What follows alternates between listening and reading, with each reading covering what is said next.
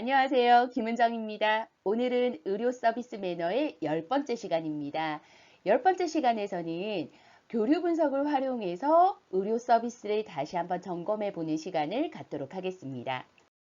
비대면 학습 시간이 늘어남으로써 대면에서 할 수 있는 활동 수업을 지금 현재 하지 못하게 되었습니다.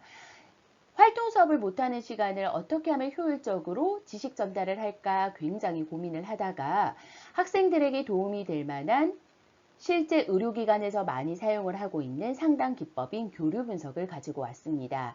교류 분석으로 차후에 자격증을 취득을 해서 학생들 중에서는 상담가로 활동을 하시는 분들도 계시고요. 혹시나 상담가로 활동을 하다가 교류 분석 학문을 배워서 조금 더 심도 있게 하는 경우도 있으니 어떤 학문인가, 대화기법은 어떻게 쓰는 것인가 학습하기에 도움이 될 거라고 확신이 됩니다. 교류 분석은 기존의 방식이 아닌 새로운 방식으로 문제를 해결하는 것, 혹은 인간관계에서 모든 교류를 분석하는 것을 TA 교류 분석이라고 이야기를 합니다.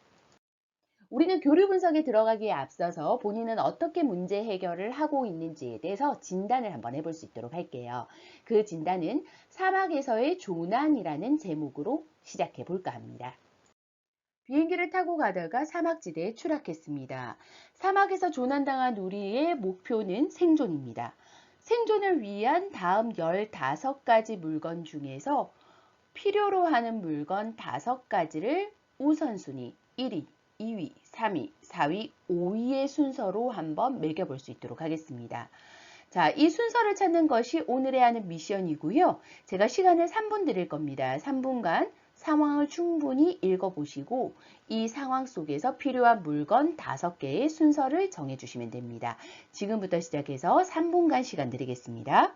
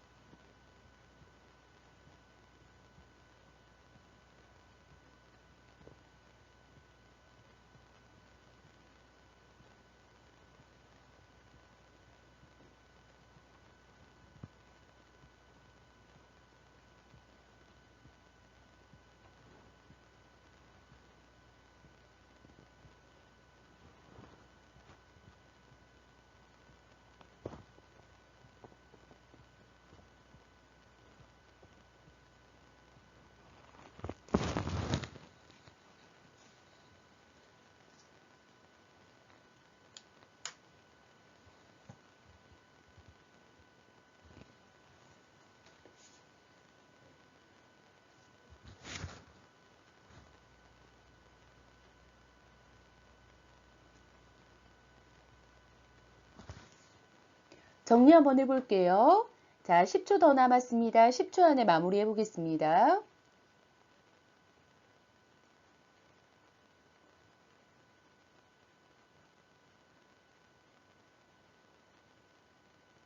자, 1위부터 5위까지 모두 다 작성이 되셨나요? 아마 시간이 부족한 학생들도 있을 거고 제가 이야기를 하자마자 1분도 되지 않아서 1위부터 5위까지를 선정한 학생들도 있을 겁니다.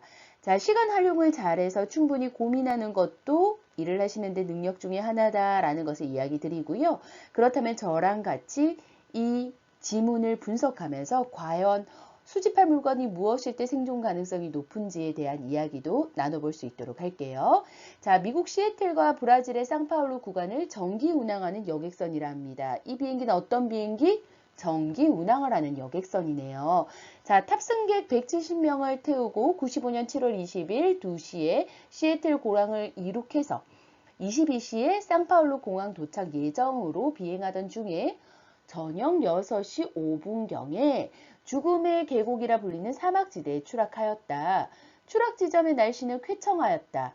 그리고 초속 5m의 동양풍이 지속적으로 불고 있으며 온도는 한낮에 43도, 한밤에 영하 13도를 기록하고 있다.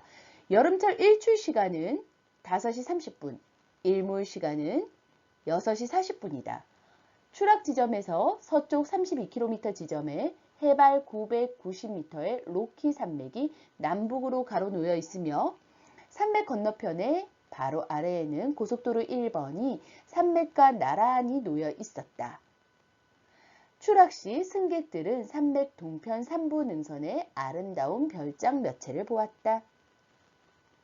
5명만이 몸에 아무런 부상 없이 무사했으며 나머지는 전원 사망한 것으로 추정된다.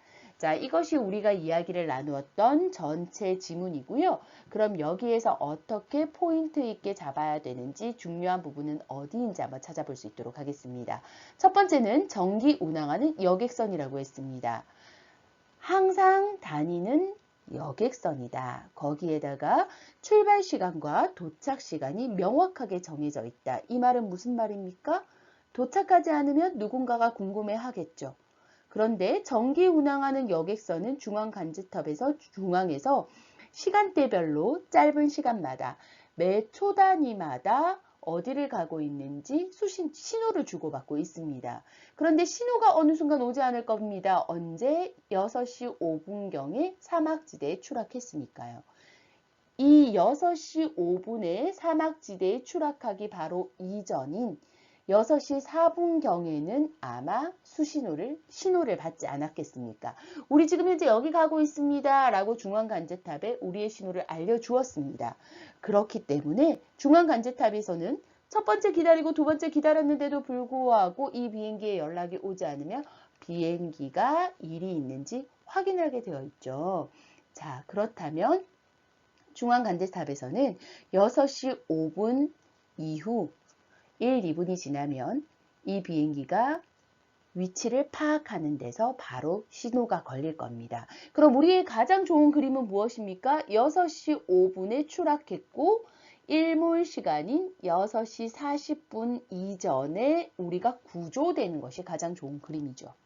혹시 지금 현재 이 영상을 보면서 나는 생존의 중요한 물건을 뭘로 할까라고 고민하면서 생존의 목표를 구조로 둔 학생들이 있나요? 만약에 본인의 목표가 구조였습니다 라고 하는 학생들에게는 굉장히 칭찬드리고 싶어요. 그런데 혹시 우리의 목표는 여기가 아니었는지 궁금합니다. 우리 학생들 중에서 고속도로 1번과 산맥이 나란히 있다라고 했고 산맥 동편 3부 능선에 아름다운 별장이 있다고 했으니 이 별장까지만 가면 살 수 있겠지 라고 생각한 학생들도 혹시 있지 않나요? 아마 별장까지 이동하겠다. 혹은 산맥 건너편 바로 아래에 있는 고속도로까지만 간다 하더라도 차를 만날 수 있으니까 여기까지 가겠다 라고 생각한 학생들은 이동을 결정하셨을 겁니다. 이동을 결정을 하는 것보다 사막에서는 그대로 멈춰져 있는 것이 생존의 가능성이 더 높다라는 이야기를 여기서 드리고 싶습니다.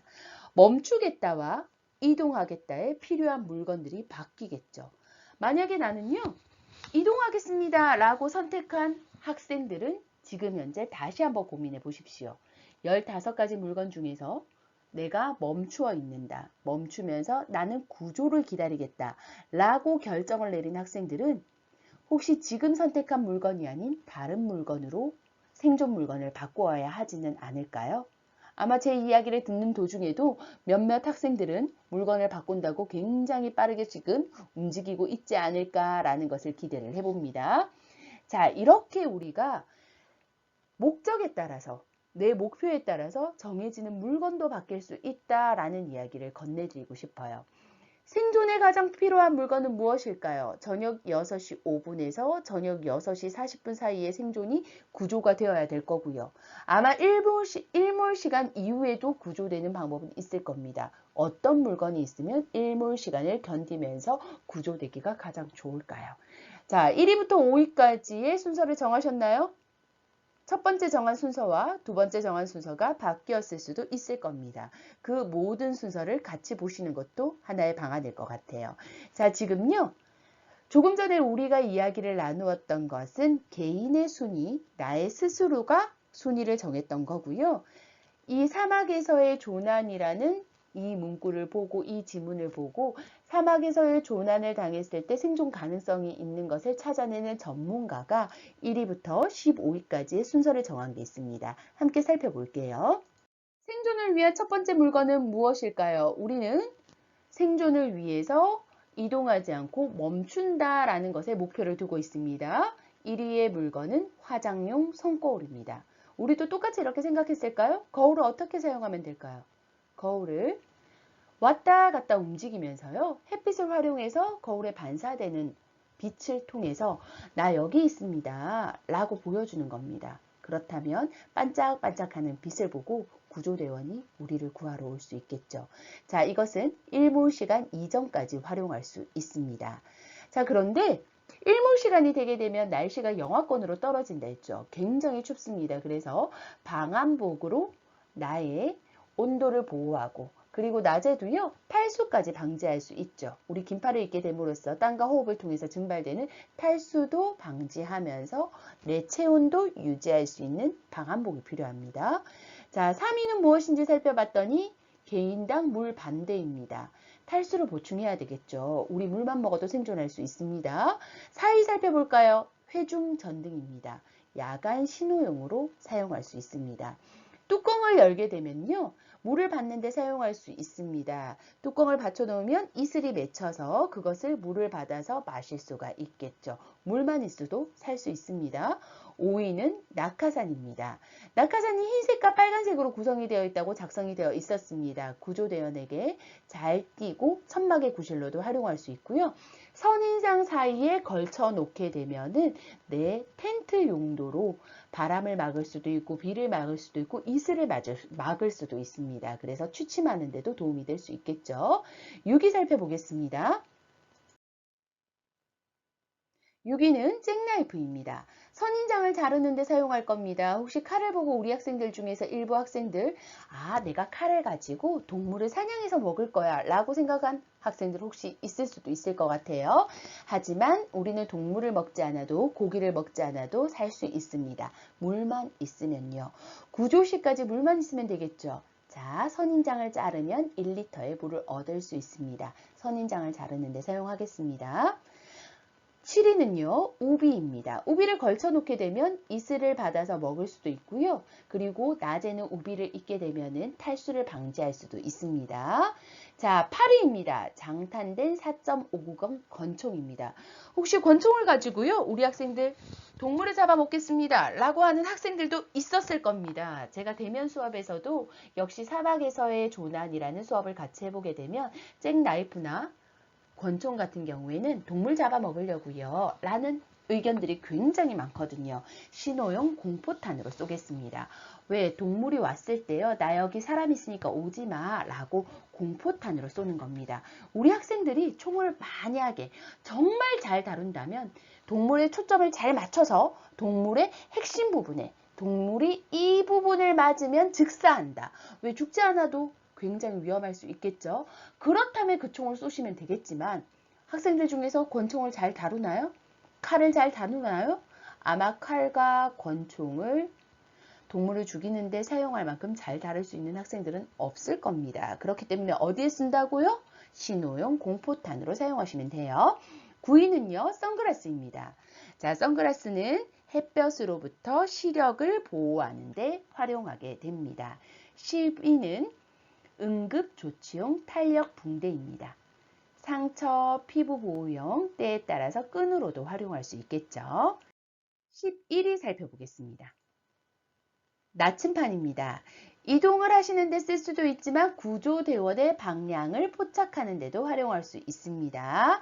12위는 추락 사막지대의 항공지도입니다. 이동을 한다는 전제하에 지도는 필요하게 됩니다. 13위는요. 사막지대의 식용동물에 관한 책입니다. 자, 이 책을 보시면서 짧게 생각했죠. 어떻게요? 이 책 보면서 먹어야 되는지 먹지 않아야 되는지 확인하고 나서 식사를 해야 되겠다. 동물을 잡아서 라고 생각했겠죠. 아닙니다. 심심할 때 읽어주시면 돼요. 14위 보겠습니다. 보드카 술안대입니다. 우리 학생들 중에서 굉장히 힘들다라고 느끼는 학생들 중에서 술을 먹고 밤을 지새워야 되겠다. 술을 먹으면 내 몸에 열이 올라가니까 라고 생각하는 학생들도 있을 겁니다.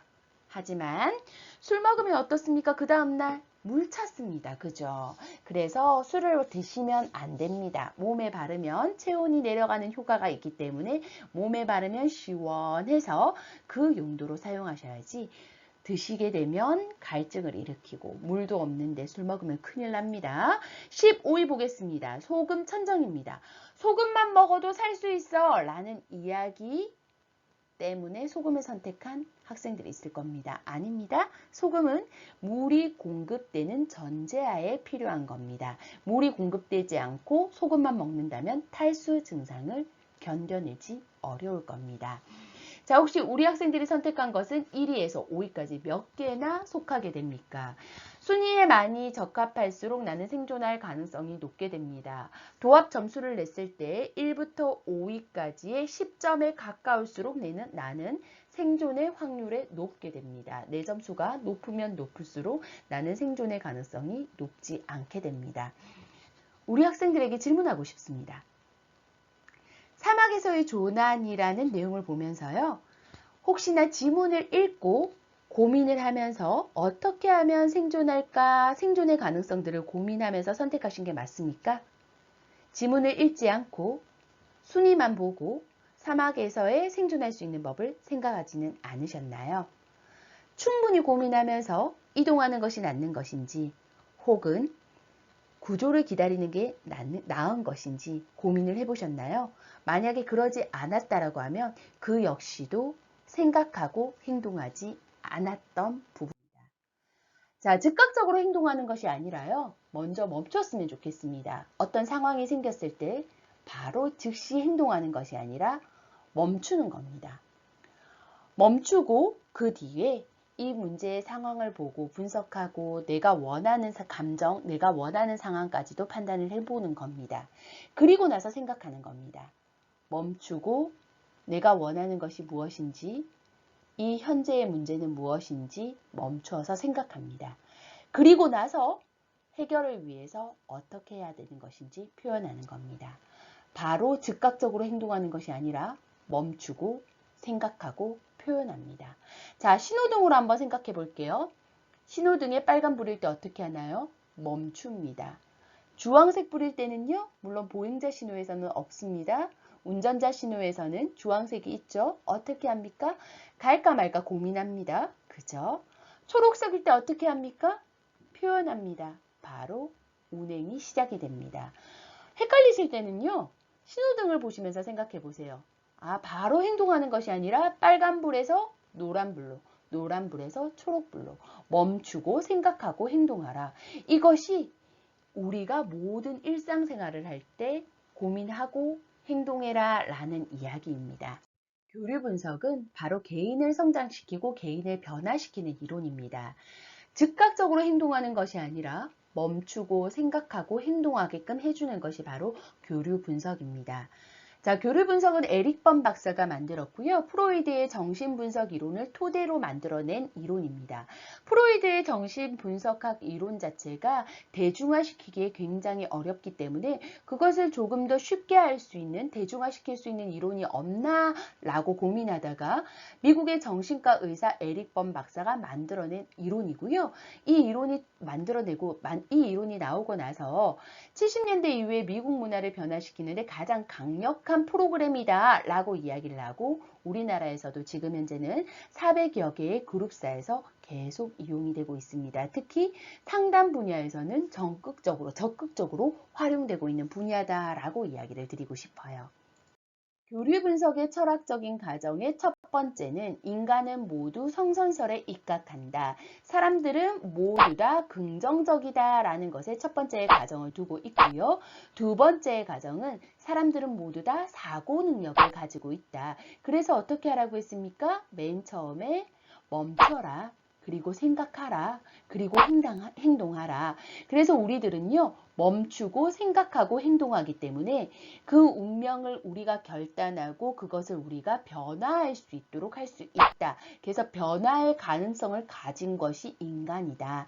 인간은 모두 다 긍정적이고 합리적인 판단을 위해서 생각하고 멈추고 그리고 행동하는 능력을 갖추고 있다라는 것이 이 철학적인 가정에 들고 있습니다. 그래서 우리가요, 즉각적으로 판단하고 바로 행동하는 것이 아니라 생각하고 행동하자라는 것의 이야기를 다시 한번 깊이 있게 드리고 싶습니다. 교류 분석의 목적 살펴보겠습니다. 첫 번째는 자기 이해와 통찰입니다. 각자 생각하고 있는 방향은 모두 다 다를 겁니다. 그렇지만 철학적인 가정에서 인간은 모두 다 긍정적이다 라고 이야기를 했죠. 자, 긍정적인 방향으로 모두가 인간들이 생각을 하고 이것을 본인을 변화시키게 됩니다. 내가 이것이다 라고 생각하는 방향으로 스스로를 변화시키는 것. 그리고 결국 성장하는 것이 자기의 통찰에서 시작된다. 나를 이해하고 나를 성장시키는 것이 첫 번째의 목적이고요. 두 번째의 목적이 자발성입니다. 자, 질문 하나 드려볼게요. 기존에 해왔던 것이 아니라 새로운 상황입니다. 새로운 상황에 직면했을 때 기존에 배웠던 것과 기존에 설정되어졌던 나의 태도와 행동을 취하고 있는 사람들, 우리는 자발성이 있다라고 이야기할 수 있나요? 아니죠. 새로운 상황에 닥치게 되면 기존에 배웠던 것, 내가 알고 있는 것, 혹은 생각할 수 있는 가능성을 모두 다 열어서 최적의 방법으로 선택하는 것이 가장 좋겠죠. 그리고 이것을 실제 행동으로 옮기는 것이 그 이후에 일어나야 될 행동들이죠. 이것이 무엇이다? 자발성이 있는 것이다. 그래서 자발성이라는 것은 내가 하고 싶은 것을 내 의지에 따라서 결정하고 그것을 내가 책임지는 것이다. 라는 것이 자발성입니다. 자, 자기의 통찰과 연결해서 한번 이야기해 볼게요. 내가 이것이라고 생각하는 방향으로 나를 변화시키고 성장시키는 것이다. 자발성은 내가 생각하고 있는 것, 그리고 내가 하고 싶은 것을 내 의지에 따라 결정하고 스스로 책임지는 것이다. 그러나 두 가지 모두 다 살펴보면 우리의 인간의 철학적인 가정에서 우리는 긍정적이다 라고 이야기했기 때문에 내가 하고 싶은 것을 하기 위해서 타인을 희생시켜서는 절대 안 된다. 타인의 희생 위에 성립되는 것이 아니라 함께 가야 되겠죠. 그래서 함께 가기 위해서 우리는 친밀감을 같이 가지고 있어야 한다라고 이야기합니다. 사람들과의 친밀한 관계를 맺고 타인에게 친밀한 느낌을 나누는 것, 내 속에서 끌어오는 열정과 정다움 등을 소중한 것을 실감하면서 사람들하고 대단히 같이 즐기는 것이다 라고 이야기를 드리고 싶습니다. 그래서요, 나 혼자만이 아닌 다 같이 함께 가는 것이 교류 분석의 목적이고요. 이것이 바로 자율성을 달성하는 것이다. 자, 교류 분석의 세 가지 능력을 향상시키는 것을 우리는 목적이라고 합니다. 자기 이해와의 통찰, 자발성, 그리고 친밀감. 이것을 달성시키기 위해서는 자율성이 이루어져야 한다. 라는 것을 이야기를 드리고 싶습니다. 자기 이해와의 통찰, 자율성의 달성. 이것을 위해서는 우선은 스스로가 혁신이 되어야 됩니다. 그렇다면 자기 혁신이 되기 위해서는 어떤 단계를 거쳐야 되는지 간단하게 한번 이야기를 나눠볼게요. 먼저 스스로가 스스로를 잘 알아야 합니다. 자기 이해가 먼저 우선이 되어야 되겠죠. 내가 어떤 사람인지, 어떤 유형의 사람인지, 어떤 성격의 사람인지, 내가 좋아하는 것은 무엇인지, 내가 잘하는 것은 무엇인지, 혹은 내가 부족한 것은 무엇인지, 내 단점은 무엇인지, 이것을 잘 이해하고 나서 스스로가 스스로를 먼저 받아들여야 됩니다. 좋은 점도, 나쁜 점도, 부족한 점도, 잘하는 점도, 스스로의 전체를 그대로 수용하고 나서 나를 믿습니다. 나는 내가 원하는 방향으로 변화시킬 수 있을 거야 라는 스스로를 믿고 스스로를 개발시켜야 합니다. 내가 원하는 방향에 목표를 설정하고 그 목표에 맞추어서 변화시키고 개발시키는 걸 실행하다 보면 스스로가 자아실현이 되게 됩니다. 이것이 자기 혁신을 이루게 된다라는 거고요. 여기에서 저는 자기 이해 단계가 가장 어렵지 않은가라고 먼저 권해드립니다. 시간도 굉장히 많이 들어가는 부분 중에 하나입니다. 우리 학생들에게 질문해 볼게요. 학생들은 내가 좋아하는 것, 내가 잘하는 것, 내 장점, 내 단점 명확하게 이야기할 수 있나요? 아마 어려울 겁니다. 우리 고등학교 때 진학을 위해서 홀랜드 검사 다 같이 해봤을 거예요. 그러면서 저는 예술형입니다. 저는 사회형입니다. 그래서 이런 과를 선정하래요. 라고 이야기했을 겁니다. 잘 기억해 두시기를 저는 바랍니다. 저랑 함께하는 수업에서도 자기 이해를 하는 여러 가지 과정들이 오늘부터 있을 겁니다. 그렇다면 기존에 나는 홀랜드에서 사회형이 나왔는데 그것을 연결해서 지금 현재 유형은 이런 유형이구나. 공통점은 뭐지? 여기에서 보완되는 것은 무엇이지? 내가 잘하는 것은 무엇이지? 다른 유형에 비해서 내가 조금 부족한 건 무엇인지를 스스로가 스스로를 잘 분석하고 이해하는 시간이 꼭 있었으면 좋겠습니다. 여러 가지 진단 검사와 본인의 행동을 잘 검증해 보면서 확인해 보면서 나를 이해하는 시간을 꼭 먼저 가지시라라는 것. 그리고 이해하시면서 본인의 좋은 점, 나쁜 점 모두 다 받아들일 수 있는 마음에서부터 자기 혁신이 시작이 된다라고 이야기를 드려요. 그래서 이 단계를 꾸준히 밟아가시면서 자기 개발, 자아 실현까지도 달성하는 우리 학생들이 되기를 기대합니다. 자기 혁신이 왜 필요한지 한번 살펴봤더니 경쟁력이 변화되고 있기 때문에 우리는 자기 이해부터 시작해서 자아 실현까지 달성해야 합니다. 라고 이야기를 드리고 싶어요. 우리 과거에 1차 산업혁명, 2차 산업혁명, 3차 산업혁명, 지금은 4차 산업혁명이다 라고 이야기를 하죠. 1차 산업혁명, 2차 산업혁명에는 물적 자본 시대였습니다. 우리 기계로 물건을 만들어내는 시대에 기계에 물건만 많게 되면 그것만으로도 경쟁력을 가지고 있었어요. 생산만 많이 되게 되면 우리 사회가 잘 발전이 될 수 있었죠. 그런데 3차 산업혁명 시대부터는 시대가 조금씩 변하고 있습니다. 어떻게요? 인적 자본 시대로 바뀌고 있습니다. 좋은 사람이 우리 회사를 먹여 살리게 되어 있었습니다. 과거에 한 15년, 16년, 20년은 채 안 될 것 같고요. 그때만 해도 어떤 이야기가 나왔냐면 우리 회사에 한 사람의 좋은 인재가 들어오게 되면 100명의 직원을 먹여 살린다라는 이야기가 우리가 2000년대 초반까지만 해도 나왔던 이야기예요. 그런데 지금은 한 사람의 인재가 100여 명의 직원을 먹여 살리냐요? 아니죠. 지금은요. 각자 잘하는 것을 가진 사람들이 뽑혀서 그것이 합쳐져서 더 멋진 결과물을 만들어내는 사회적 자본 시대, 관계의 질이 중요한 시대가 되었습니다. 그래서요. 과거에는 나만 잘하면 됩니다 라는 시대가 있었지만 지금은 그것이 아니라 관계를 잘해야지만 경쟁력을 가진 사람이 되게 됩니다. 그래서 교류 분석에서 뭐라고 이야기하고 있습니까? 우리는 타인을 밟고 성장하는 것이 아니라 타인 우위에 쓰는 것이 아니라 사람들은 모두 다 긍정적이다. 성선설에 입각한다. 자기 개발을 하고자 한다. 그것이 이루어지고 친밀감을 가지고 있는 목적을 두고 있다. 자율성 달성을 목표로 두고 있다. 이것이 관계를 향상시키는 데 도움이 된다라는 이야기를 전해드립니다. 자, 영국의 한 신문사에서 영국 끝에서 런던까지 가장 빨리 가는 법을 현상 공모를 냈습니다. 자, 비행기, 기차, 도보 등 여러 가지 수단과 방법이 나왔지만 1등으로 당선이 된 내용은 다음과 같은 내용이었습니다. 어떤 내용일 것 같으세요? 우리 학생들은요, 영국 끝에서 런던까지 가장 빨리 가는 방법, 어떤 방법이 있을까요? 잠시 5초만 생각해 볼게요. 5, 4, 3, 2, 1. 바로 그 결과는 좋은 동반자와 함께 가는 것입니다. 아마요, 좋아하는 사람과 좋은 친구와 그리고 내가 사랑하는 연인과 함께 영국 끝에서 런던까지 간다라고 하면 정말 짧게 느껴질 겁니다. 그런데 옆에 불편한 사람이 탔습니다.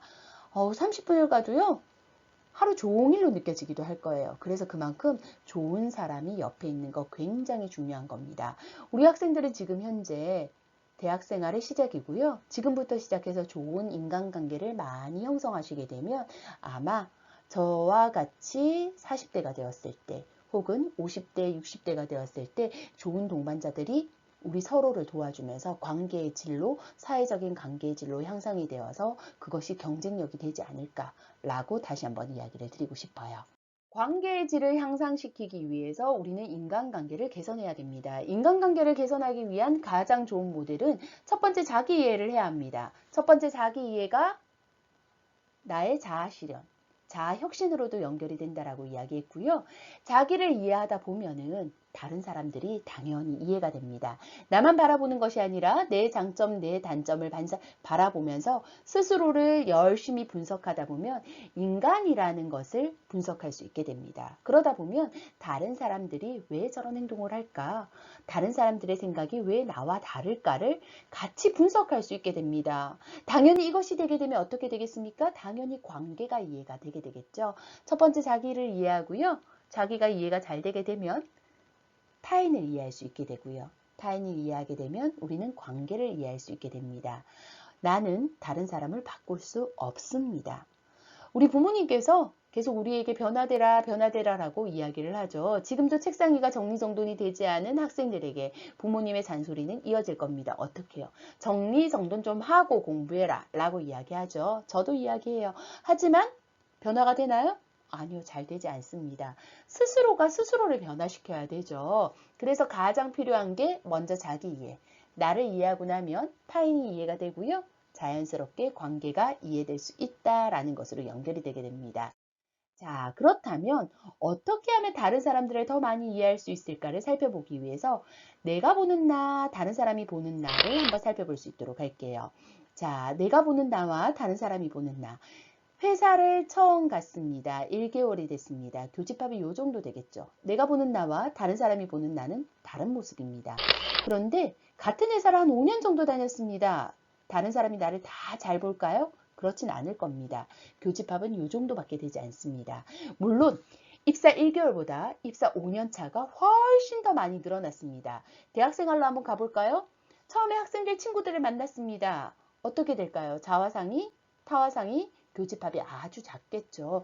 하지만 우리가 1년이 지나고 졸업할 때쯤 되면 어떻게 될까요? 좀 서로 간의 이해도가 넓어지게 되겠죠. 하지만 이 역시도요, 노력하는 여하에 따라서 교집합의 크기는 굉장히 달라질 것이다 라고 이야기를 드려요. 이것에 자기 이해가 먼저 선행되어야 된다. 다시 한번 이야기를 드립니다.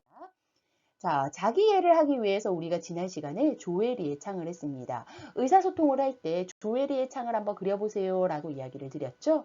열린 창이 가장 클수록 의사소통의 관계가 가장 넓어집니다 라고 이야기를 드렸어요. 내가 아는 부분, 내가 모르는 부분, 다른 사람이 아는 부분, 다른 사람이 모르는 부분, 이 창의 모양이 달라질 수 있다. 지난번에 이것을 제가 과제로 내드렸어요. 그래서 본인이 그 과제를 다시 한번 살펴보면서 나는 나를 잘 알고 있는가? 타인은 나를 잘 알고 있는가? 이 부분 중에서 교집합의 크기가 가장 크면 좋다라고 하던데 열린 창의 크기는 가장 큰가? 라는 것도 고민해 보셨으면 좋겠어요. 1교시에는 교류 분석이 무엇인가에 대한 이야기를 드렸습니다. 교류 분석에 대한 이야기를 나누기 위해서 스스로의 행동 방향성도 사막에서의 조난이라는 부분으로 점검을 살짝 해봤고요. 이것을 점검하면서 느꼈던 것은 먼저 바로 행동하는 것이 아니라 멈추고 생각하고 행동해야 되는구나. 이것이 바로 교류 분석에서 말하는 자율성을 달성하는 거구나 라는 것까지도 점검해 볼 수 있었습니다. 이것이 잘 이루어지기 위해서는 먼저 자기 이해를 잘 해야 된다. 나를 이해를 잘 해야지만 관계의 질까지도 좋아질 수 있다라는 이야기를 건네드렸어요. 그래서 다음 시간에는 나를 잘 이해하기 위해서 우리들의 자아 상태는 어떻게 나누어지는지에 대한 이야기를 2교시 때 이야기 나눌 수 있도록 하겠습니다. 1교시 수업 듣는 날 고생하셨습니다. 2교시에 뵙겠습니다.